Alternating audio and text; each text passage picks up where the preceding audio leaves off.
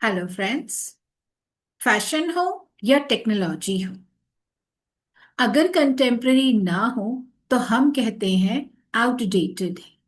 हम मानते हैं, हम ये समझते हैं, हम जानते हैं कि इसका समय के हिसाब से और जरूरत के हिसाब से बदलना बहुत जरूरी है। एजुकेशन एजुकेशन के साथ भी यही रूल फॉलो होता है।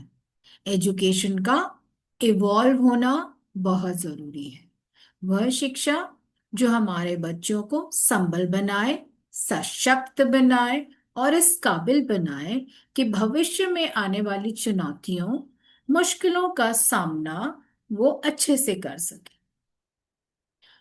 मैं हूं वीना राय सिंह और आज हम बात करेंगे क्लासरूम मैनेजमेंट की। बहुत सारे दोस्तों की ये मैसेजेस मुझे आ रहे थे कि मैम एक क्लासरूम मैनेजमेंट पे सेशन करें। तो मैंने सोचा कि सेशन क्यों, वर्कशॉप क्यों, क्यों ना हम आपस में बैठ के कुछ अपने खट्टे मीठे अच्छे बुरे अनुभवों को एक दूसरे से शेयर करें। क्लासरूम में जो हमारे ट्राइड एंड टेस्टेड फॉर्मूलेज हैं एक तरह से, या फिर हम कहें स्ट्रेटजीज हैं, जिसको हमने कभी किसी एक क्लास में अपनाया होगा और हमें ये लगा होगा कि ये क्लासरूम में बहुत सक्सेसफुल रहा, उसको हम आगे रखें, हम आगे बढ़ाएं और अपने क्लासरूम एक्सपीरियंस को, हमारे एक्सपीरियंस को और बच्चों के एक्सपीरियंस को, दोनों को एक्सपीरियंस को बेहतर बनाए, अच्छा बनाए, प्रोग्रेसिव बनाए और यह हम इंश्योर करें कि क्लासरूम में जो क्रिटिकल थिंकिंग, प्रॉब्लम सॉल्विंग और इनोवेशन, इन तीनों चीजों को हम इस तरह से लेके आए कि बच्चों को ज्यादा से ज्यादा फायदा हो। तो चलिए शुरू करते हैं। सबसे पहला,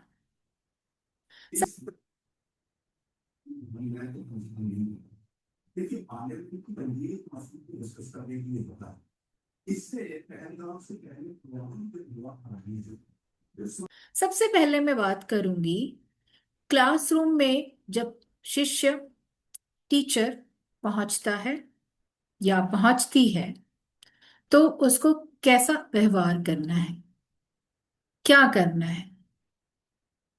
सबसे पहले आप समझेंगे कि जैसे ही टीचर अंदर जाए, क्लासरूम में जाए, तो पूरा क्लासरूम एक तरह से उथल पुथल हुआ रहता है। कोई बच्चा यहाँ जा रहा है, कोई बच्चा वहां जा रहा है, किसी को वॉशरूम जाना है, किसी को पानी पीना है। तो इस समय में हम क्या करें? क्या हम पढ़ाना शुरू कर दें? नहीं, हम पूरी कोशिश करें कि बच्चा इन चीजों से फ्री हो जाए। उसके बाद जब आप पढ़ाना शुरू करें उसके पहले बच्चे सेटल हो जाए। So let them settle in the class properly. हो सकता है आपको कई बार 5 मिनट लगे, 10 मिनट लगे, या शुरू में आपको 15 मिनट भी लगे, पर आप पढ़ाना शुरू ना करें। क्योंकि अगर बच्चा आपको सुन नहीं रहा है तो कोई कॉन्सेप्ट भी अगर आप उसको एक्सप्लेन कर रहे हैं, आप समझाने की कोशिश कर रहे हैं, वो नहीं सुन रहा, कॉन्सेप्ट उसके समझ में नहीं आ रहा, असल में वो रिसीव नहीं कर रहा। तो हमें ये सबसे पहले इंश्योर करना है कि बच्चे सेटल हो जाए और आपको सुनना शुरू करें। दूसरी बात,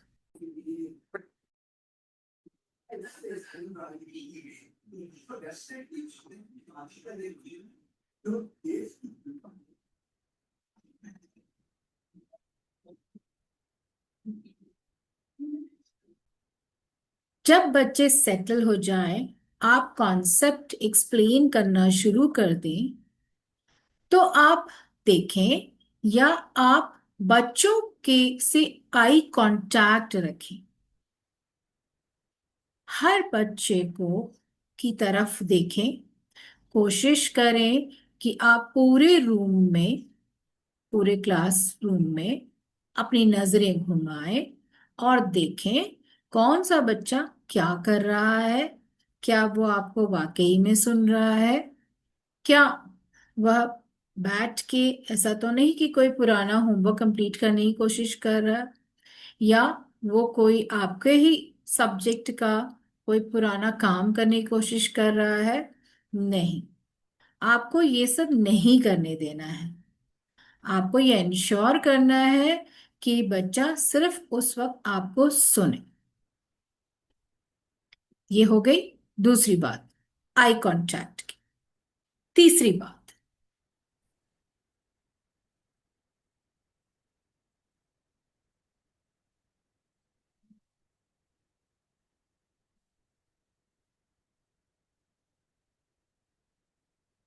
तीसरी बात, हमें कोशिश ये करना चाहिए कि छोटी छोटी उपलब्धियों पे बच्चों को रिवॉर्ड दें।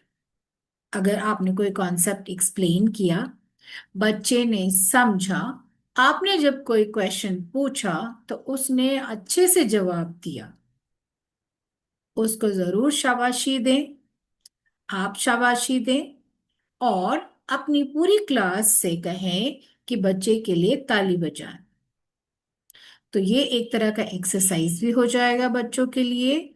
और दूसरा, सारे बच्चे इन्वॉल्व हो जाएंगे आपकी कॉन्सेप्ट एक्सप्लेनेशन में, आपके क्लासरूम में। वो आपके साथ जुड़ जाएंगे। आप देखेंगे कि बच्चों में आपस में होड़ लग जाएगी कि कौन अच्छे से आंसर दे पा रहा है, कौन अच्छे से कॉन्सेप्ट को दोबारा से एक्सप्लेन कर पा रहा है।